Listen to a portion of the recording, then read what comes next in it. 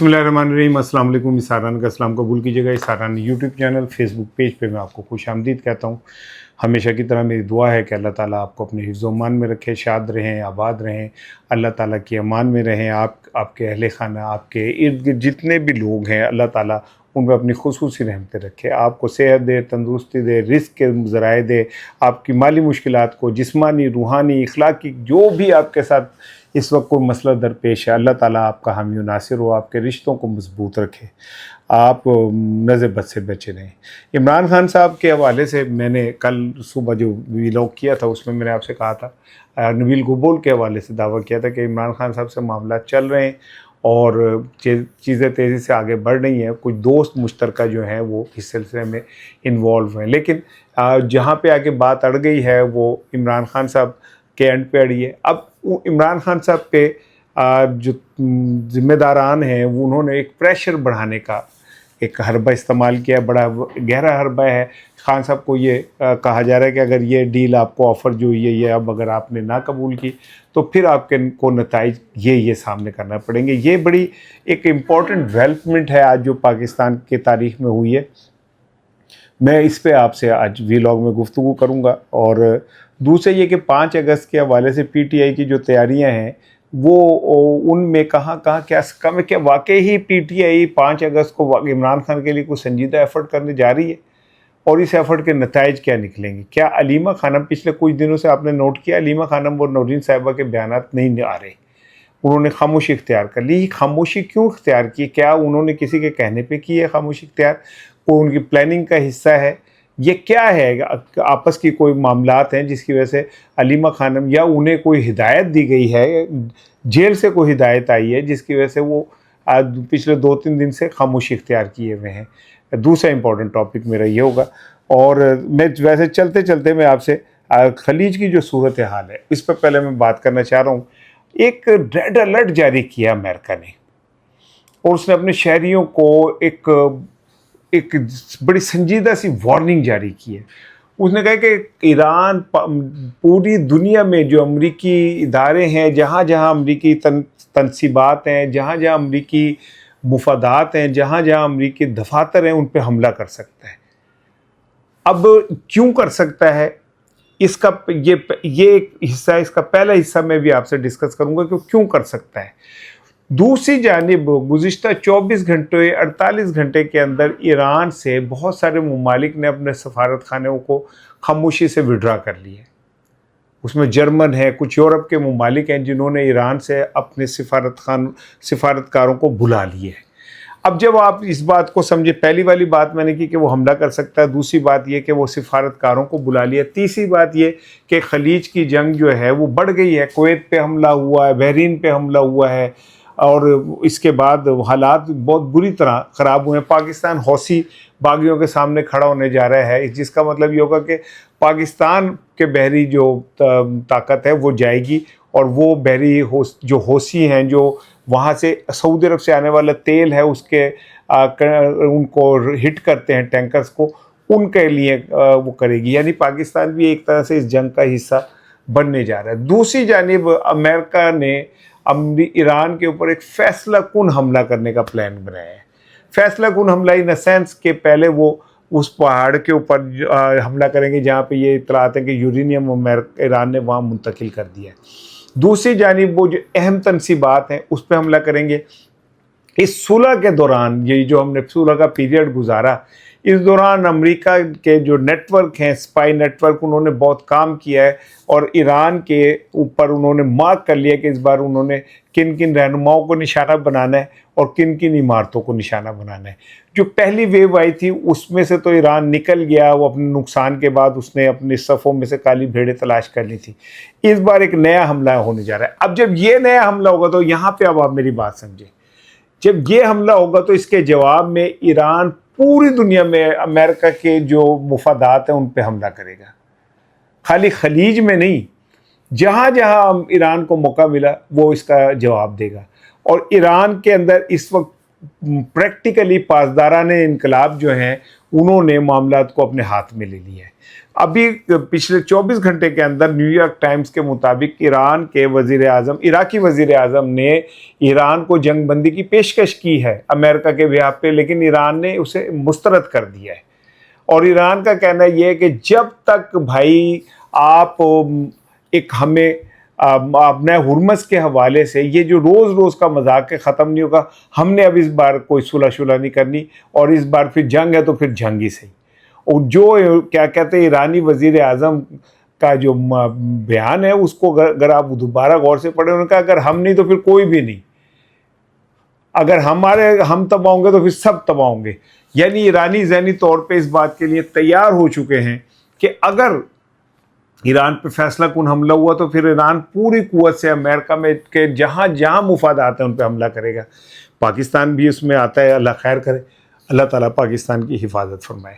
आज़ाद कश्मीर के इलेक्शन में कुछ दिन रह गए। आज मरीम साहिबा के हुक्म पर एक आधे दिन में वो कह रही है कि ग्रीन बसें जो हैं आज़ाद कश्मीर पहुंच जाएंगी। एक सूबे की वज़ीर आला एक इलेक्शन में जाके, जबकि आप KPK के वज़रा को आपने गिलगित बल्तिस्तान के इलेक्शन में वापस भेज दिया था, धक्के दे के भेज दिया था। दूसरी जानिब एक सूबे की वज़ीर आला जिसका सूबा पानी में डूब चुका है, वो आज़ाद कश्मीर के अंदर आज़ाद कश्मीर की इलेक्शन मुहिम चला रही है, और ना सिर्फ मुहिम चला रही है, कोड ऑफ कंडक्ट की खिलाफ वर्जी कर रही है। दूसरी जानिब वहाँ पे उन्होंने बसों का ऐलान किया, वो भी आ रही है, लेकिन इलेक्शन कमीशन जो है वो उस पर टस से मस होने को तैयार नहीं है। इससे आप ये ना समझें कि हम इलेक्शन कमीशन जो है वो कुछ करना नहीं चाहता। इससे आप ये समझें कि हमने पाकिस्तान में पिछले 4.5 साल में 5 साल में जो चीज़ सबसे ज़्यादा अहम गवाई है वो इखलाकियात। हम इखलाकी तौर पे एक बंजर और तबाह हाल कौम हो चुके हैं। यही वजह है कि हमारे मुल्क में अब जो मर्जी हो जाए कोई बंदा इस पर रिएक्ट नहीं करता।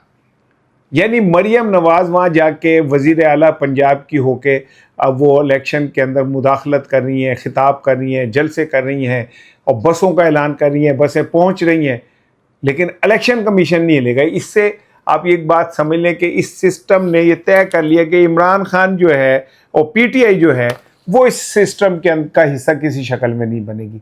इसीलिए गिलगित बल्तिस्तान से भी फारिग किया गया, इसीलिए KP से भी वहाँ से आज़ाद कश्मीर से भी फारिग किया जा रहा है। मियाँ नवाज शरीफ साहब अपनी सियासी ज़िंदगी की महल आखिरी इनिंगों में से एक इनिंग खेल रहे हैं। अल्लाह ताला उन्हें ज़िंदगी दे, लेकिन सियासी इनिंग उनकी आखिरी है, क्योंकि अगर ये सिस्टम लपेटा गया जिसकी मुझे बड़ी कड़ी उम्मीद है, तो फिर ये नवाज शरीफ, जरदारी, ये फैमिली ये माजी का हिस्सा बन जाएंगे। क्योंकि इस मुल्क में रहना तो मुझे नहीं लगता उनके लिए वो रहेगा, फिजिबल रहेगा।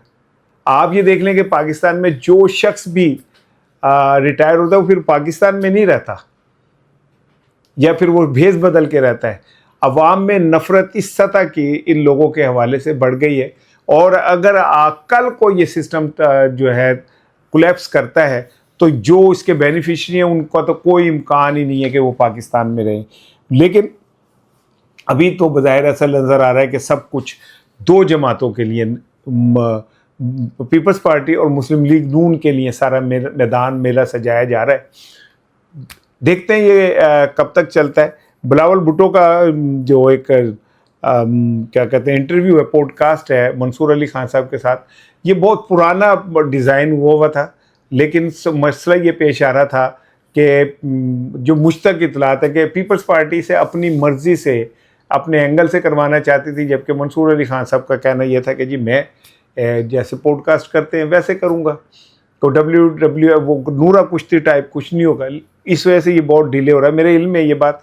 लेकिन अभी जो ताज़ा तरीन हुआ है वो मैंने मुकम्मल तो नहीं देखा, उसमें 2 जुमले देखे जो मुझे मैंने कहा मैं आपसे कर लूँ, फिर मैं आता हूँ इमरान खान के इशू की तरफ।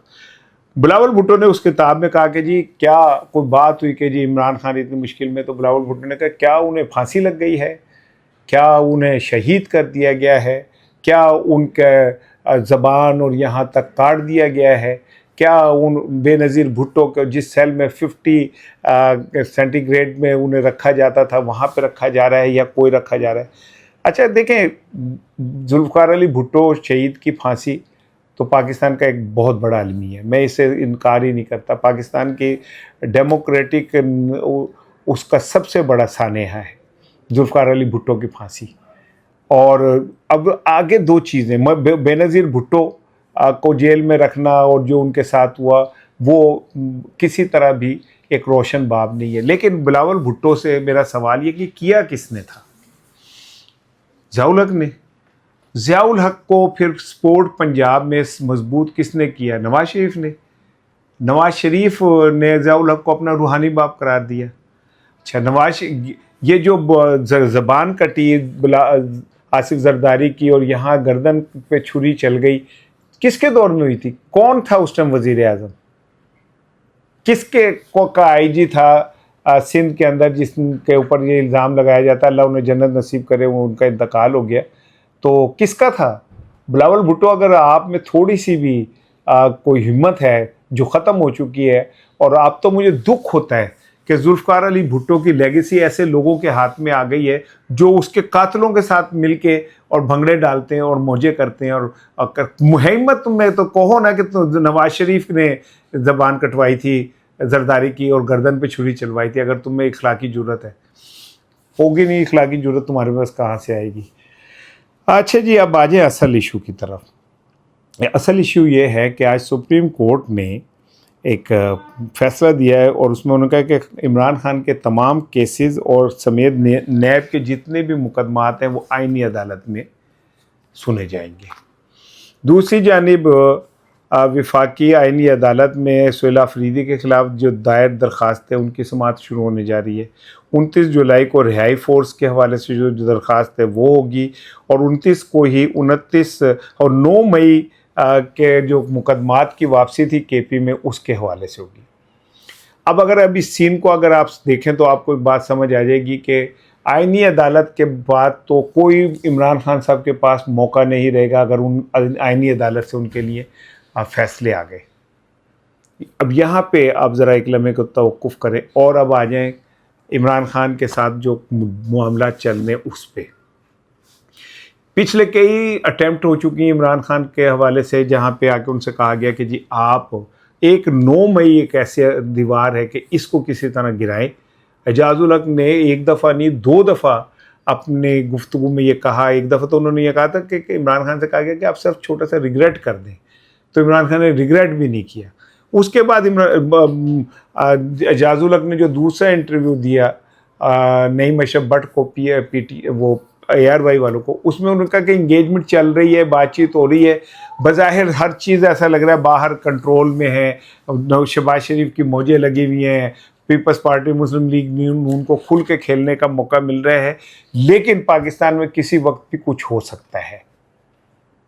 اب اس بات کو یاد رکھیں، پھر نبیل قبول کی بات کو رکھیں۔ نبیل قبول کہتے ہیں کہ جی اسٹیبلشمنٹ کے اور عمران خان کے معاملات آگے بڑھ رہے ہیں، جو دوست ہیں وہ اس میں جو شامل ہیں وہ معاملات کو آگے لے کے جا رہے ہیں، لیکن ایک جگہ جا کے بات اڑ جاتی ہے، وہ عمران خان کی ضد ہے، جس میں وہ کہتے ہیں کہ جی آپ ان انتخابات کے اوپر کو تسلیم کریں کہ یہ ہمارا مینڈیٹ تھا، آپ نے چھینا۔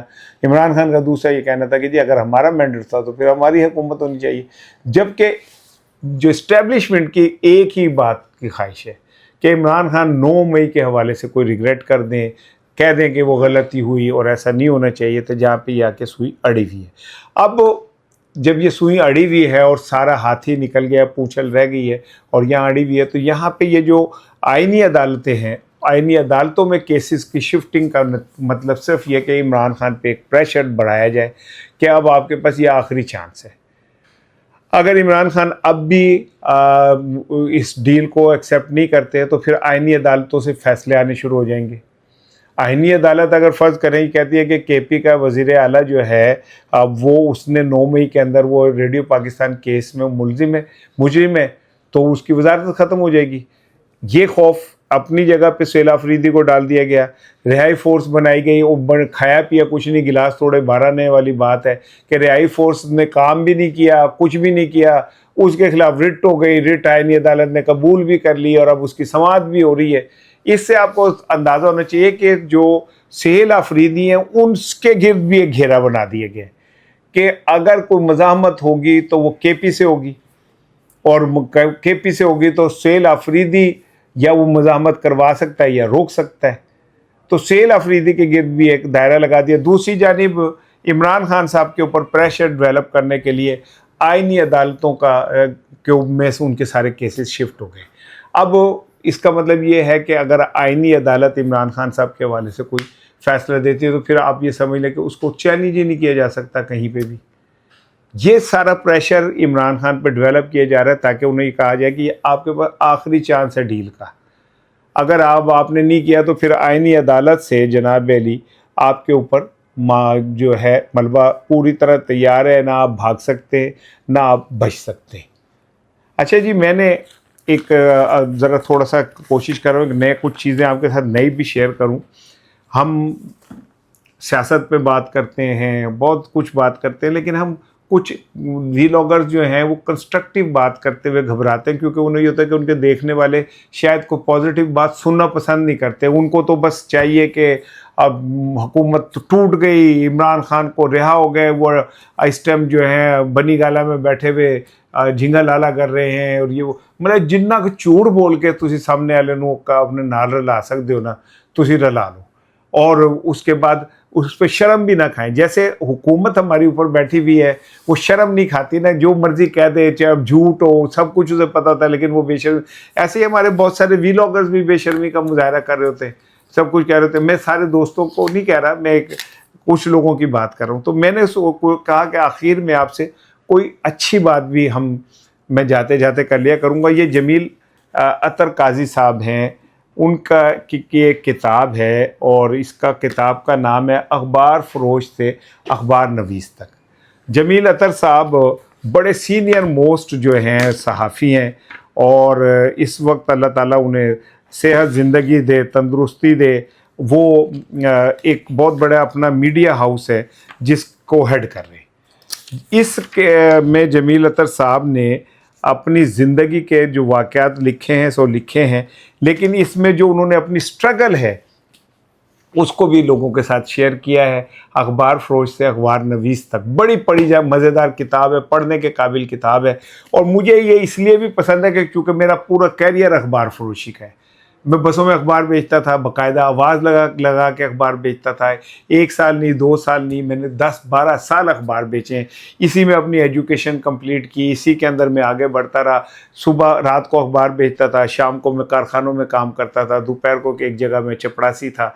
और मैंने स्ट्रगल करते करते आज ये जो इशारा ना थोड़े सामने जापानी वर्गा टेंड छिंड की है तो ज़रा चमकदा जा मुँह वे ना, ए सारा ना एक लंबी स्ट्रगल से पहुंचा है। लेकिन ये किताब मुझे इसीलिए पसंद है कि जमील अतर साहब ने पूरी दुनिया के अंदर जो काम करने वाले मेहनत कश मज़दूर हैं उन्हें एक राह दिखाई है, रोशनी दिखाई है कि अगर आप में अज़्म मौजूद है तो दुनिया की कोई ताकत आपको रोक नहीं सकती। अखबार फरोश से अखबार नवीस तक जमील अतर काजी साहब का जो सफ़र है, इस किताब को ज़रूर पढ़िएगा, और मुझे उम्मीद है आप पढ़ेंगे तो डेफिनेटली पाकिस्तान में किताब बीनी का जो वो है रुझान ख़त्म हो रहा है, लेकिन इसके बावजूद भी अगर आपको अच्छी किताब मिले तो पढ़ने में कोई हर्ज नहीं है। सुबह इंशाल्लाह बात होगी।